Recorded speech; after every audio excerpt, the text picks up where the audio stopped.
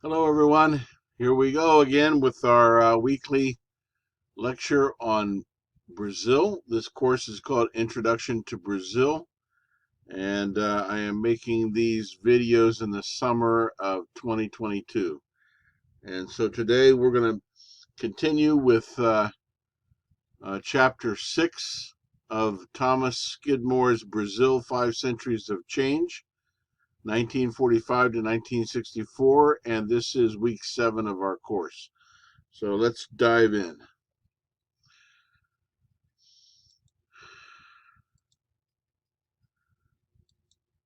So in the introduction, we see that 2 decades after World War II saw a flood of political changes in Brazil, as it did in many parts of the world. Democracy and free elections returned in 1945. You remember the former dictator was Getulio Vargas. He was able to use democracy to his advantage, and he returned to power as a democratically elected president in 1951. Vargas's main goal was, as an elected leader, was to develop an ambitious economic program, a major part of which was called for state control of the petroleum industry. The weak economy played into Vargas's enemies' hands, leading to a political crisis and eventually the suicide of Getulio Vargas. The election of 1945 was near the end of World War II, and Vargas stepped down. He had been dictator of Brazil, and it was a contest primarily between two military officers, General Eurico Caspar Dutra, who won the election, against Air Force Brigadier Eduardo Gomes. Dutra ran on the PSD ticket, which is the Partido Social Democrático, a party composed of state party bosses and some Sao Paulo businessmen. Eduardo Gomes ran on the UDN ticket, União Democrática Nacional. They were eternal candidates who never were able to win elections, and they tended to represent the conservative wing of the Brazil's political system. Gomes was a survivor of the Fort Copacabana revolt of 1922 and a hero in the defense against the 1935 communist revolt in Rio de Janeiro. In the election in 1945, the communist candidate Edo Fiuza received 10% of the vote, making him the third strongest candidate for president of Brazil, which is a surprisingly strong showing for the Communist Party and probably marked their high water point. It could be explained by a strong level of worker discontent over the rapid inflation that came about due to World War II. So you see here Enrico Dutra was in first place with over 3 million votes, and Eduardo Gomes was in second place with a little bit over 2 million, and Edo Fiuza was in third place with about 500,000. I'm rounding off. Also in 1945, the Brazilian socioeconomic level was not that great. The quality of life, Brazilian life expectancy was only 46 years, was how long a Brazilian could expect to live. And the life expectancy in the Northeast, the poorest area of Brazil, was under 40. The economy continued to depend upon coffee exports. Chronic disease was widespread. Regular medical care was nearly non-existent for most of the population, so Brazil was still a relatively backward country. And Getulio Vargas was always a man with a plan. So after a number of years as an authoritarian dictator in Brazil, he began working to transform his image from dictator to democratic politician. His longtime opponents did everything possible to sabotage his effort. The leading Sao Paulo newspaper, O Estado de São Paulo, for example, never referred to Vargas by his name, but only the ex-dictator, and they had a ready audience. Vargas was never very popular in Sao Paulo, and still had the image of a Machiavellian figure who had betrayed democracy in 1937. He was also hated by some of the state political bosses, who had lost their access to federal power during his dictatorship. Nevertheless, he was successful in his plan to change his image and to shed the dictator image. He had a genial, outgoing personality, and he played on the well-known Brazilian inclination to let bygones be bygones in politics. In 1949, the international lines of conflict in the Cold War were drawn, and of course, Brazil got sucked into the pressures of the Cold War. The intelligence agencies of both the United States and the Soviet Union gave financial and training assistance to their favored Brazilian organizations, and often in clandestine circumstances. The Communist Party of Brazil received logistical support from Moscow, and Brazilian politicians and organizations got money and organizational help from Washington via the CIA and other agencies. Also, the Brazilian military absorbed U.S. doctrines through such institutions as its Higher War College, created in 1949 with U.S. help and blessing. So Getulio Vargas planned a comeback for the presidential elections in 1950.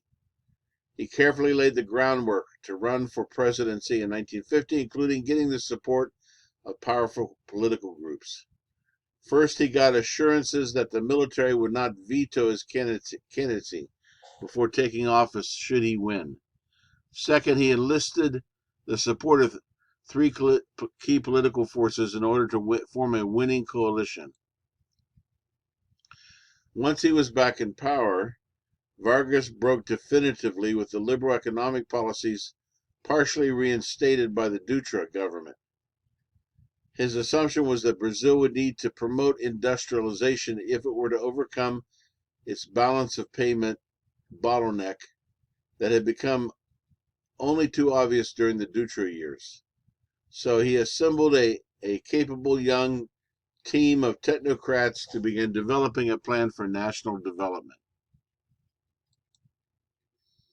But his strategy failed in the long run. His proposal for a state enterprise in petroleum became the most controversial measure of his new presidency. The government's original proposal called for a mixed public-private corporation called Petrobras, with a de facto state monopoly over central operations. The proposal was sent to Congress in 1951, and for 2 years the country was locked in a passionate debate. Vargas was caught in the middle between the pro-U.S. right and the communist-influenced left. Sounds familiar, doesn't it? There were ominous disagreements within the military.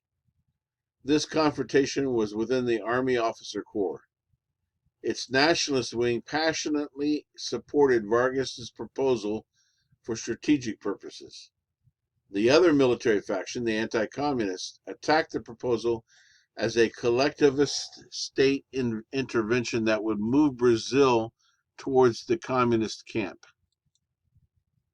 And so, by 1954, after 3 years in office, the events began closing in on Vargas. The economic crisis had made his government more vulnerable politically. His enemies, especially the UDN and the military, smelled weakness. They smelled blood in the water. The bitter debate over Petrobras had inflamed the ideological opinions in Brazil and aroused military suspicions about Vargas's true intentions. So a campaign to drive Vargas from office began. This political impasse reflected the inherent limitation of the populist political strategy, which Vargas had increasingly adopted since 1953. Populism involved wage hikes, nationalist economics patronage, but it was unable to create a political base that could withstand conservatives and the military looking for reasons to mount a coup. The same lesson would be learned to the regret of Argentine President Juan Perón in 1955 and by Brazilian President Joao Goulart again in 1964. The inherent limitation of populist political strategies.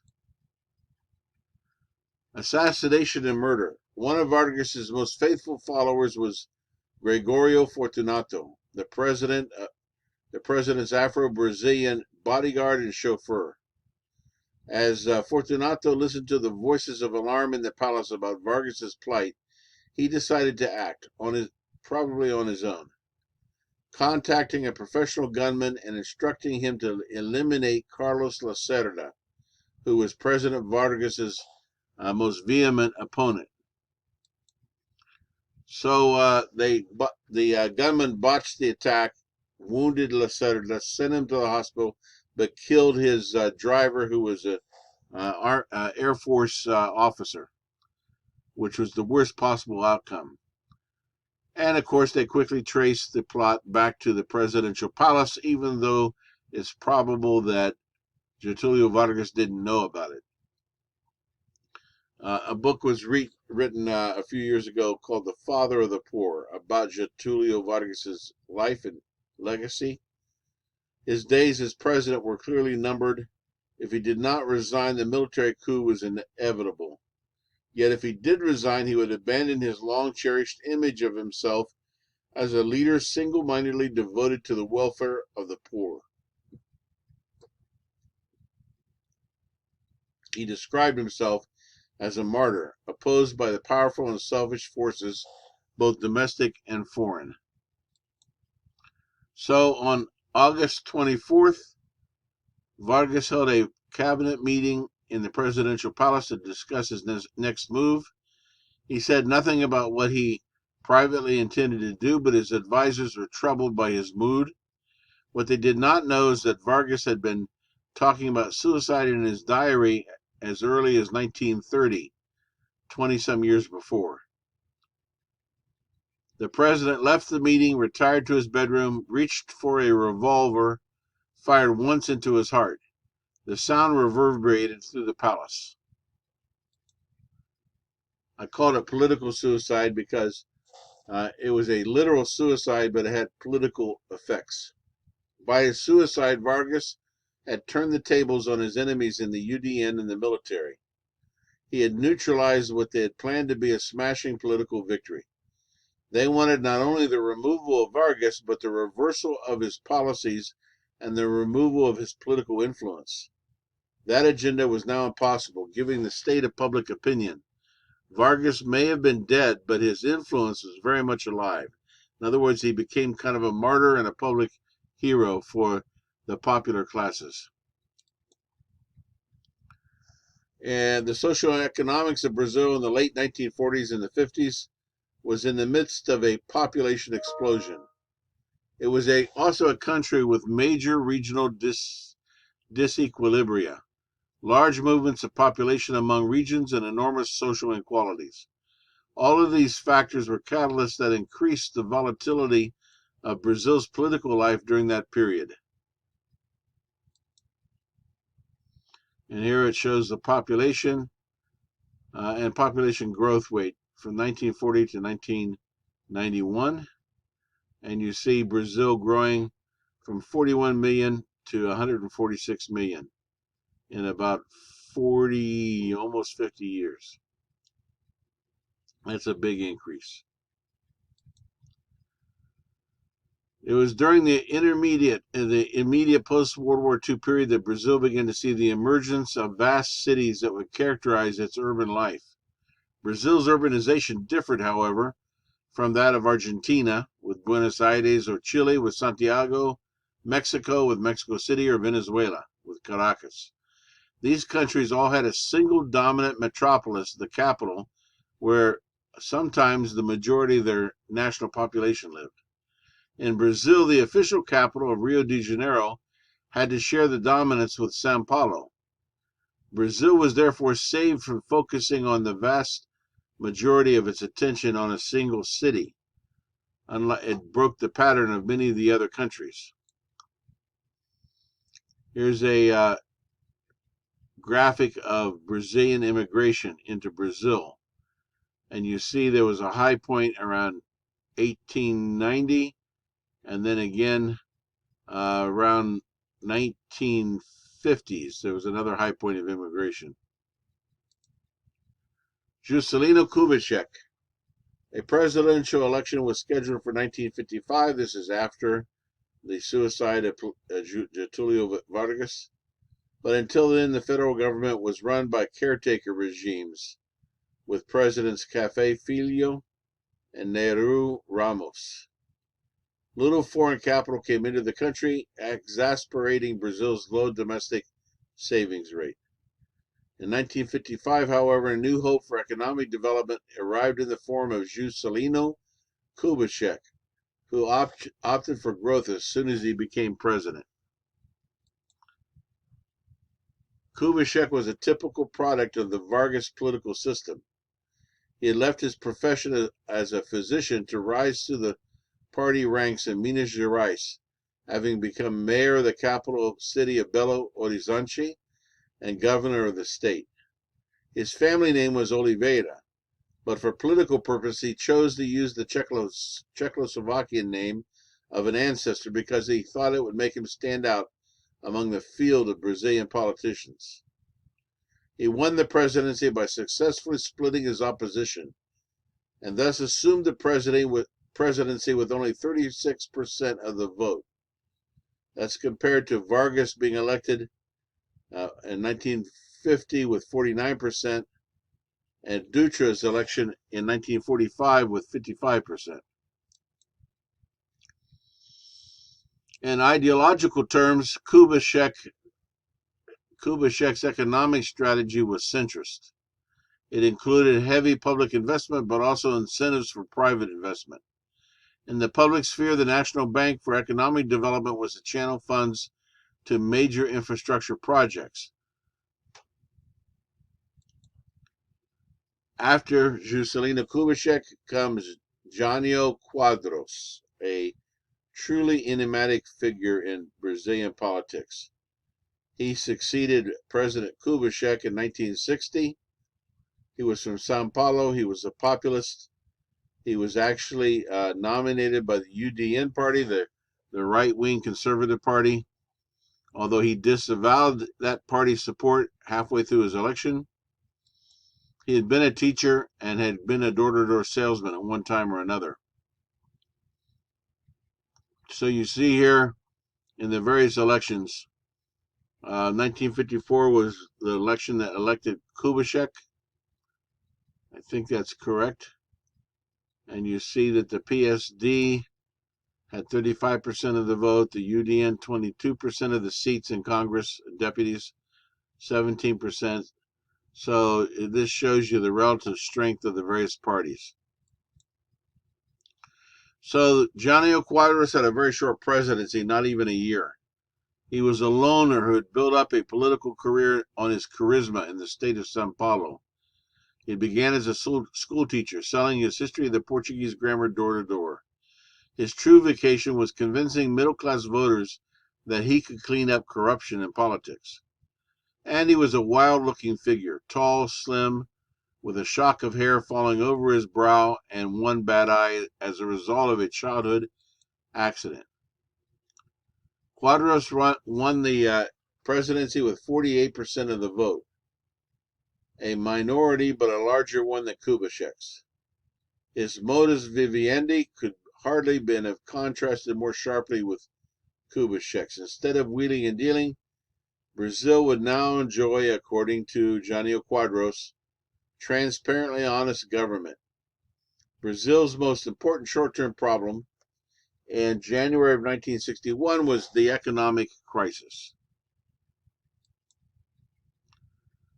So his way of tackling the obstacles his stabilization program was facing in Congress was, without warning, to resign.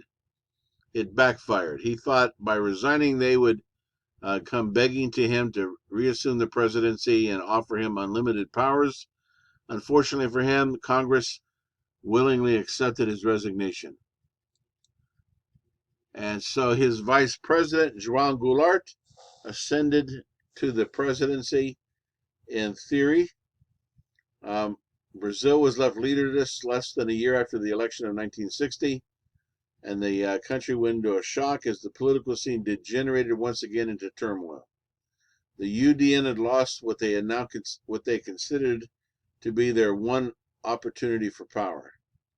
Even worse, Vargas's political heir, Joao Goulart of the PTB, was now in line to be president. Even worse from the point of view of conservatives and the military, who were nervous about the populist overtones. Almost immediately after Quadros' resignation, the military ministers issued a manifesto denouncing Goulart as a subversive and pledging to prevent his succession to the presidency. This salvo began an intense public debate. They struck a compromise. Goulart would assume the presidency, but with greatly reduced powers.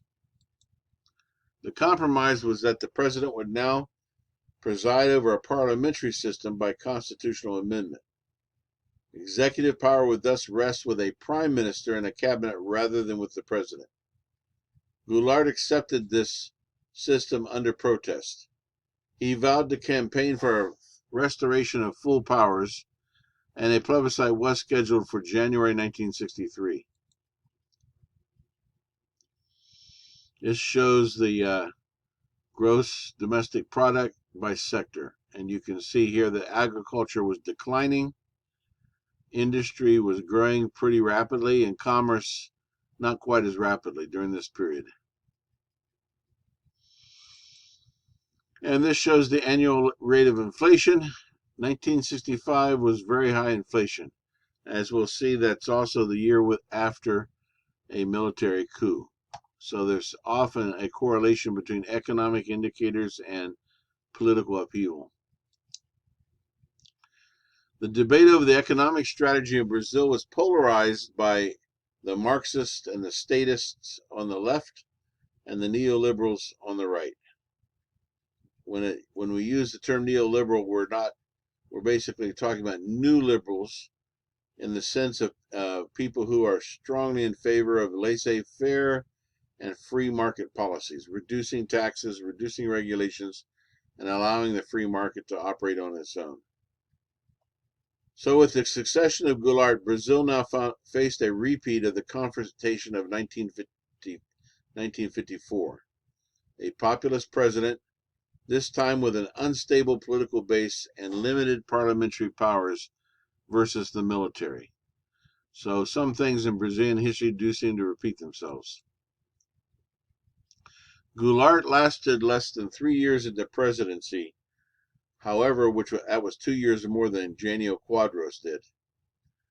Throughout his presidential years, he struggled to gain control over an increasingly divided political scene, a task that was vastly complicated by the heating up of the Cold War. The Brazilian left had grown steadily since Vargas's return in 1951, but it also had become much more diverse. So on the diverse left, you had the traditional Brazilian Communist Party, Partido Comunista Brasileiro. You had a new breakaway Chinese-oriented Communist Party known as the Partido Comunista do Brasil. It was influenced by China, but it was also influenced by Fidel Castro in Cuba. Then you had a group of Roman Catholic university students on the left. And between the left and the right, you had a political center that was rapidly shrinking. Something that kind of reminds me of our contemporary situation. So here's some pictures from the April 1964 military coup. So on March 31st to April 1st, 1964, military units seized key government offices in Brasilia and Rio de Janeiro. The military had expected to meet serious armed resistance. The left had boasted that popular sectors would never allow the military to take power again, and the coup makers had taken the boast seriously. The military and police quickly arrested key figures in the populist apparatus. However, there was very little resistance by the left. So you see here scenes of the crackdown with tanks in the streets, people being put up against the wall and arrested and searched. The police and the military quickly arrested key figures in the populist apparatus. The trade union leaders were the first target, but the purge soon expanded to include politicians and bureaucrats deemed subversive or untrustworthy. It eventually was also extended to include university students and even Catholic priests. The violence was relatively limited, being most severe in the Northeast, where at least a dozen peasant league organizers and leftist leaders were tortured or killed. The new government had consolidated power. At its heart, it was an alliance between the military and the technocrats.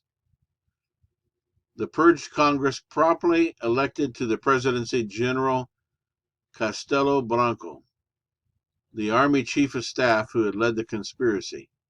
The technocrats were led by Roberto Campos, a diplomat and an economist, and a leading critic of the Goulart government in its waning days. So there's a picture of Castelo Branco as he assumes the military dictatorship and presidency. And so that completes our survey of 1945 through 1964, the presidencies of Vargas, Kubitschek, Quadros, and Goulart. And next week we'll be talking about the 20 years of military dictatorship under a succession of military generals. So, thank you very much for your kind attention. And please let me know if you have any questions. Don't hesitate to reach out. I'll talk to you again soon. I'll be back next week. Take care.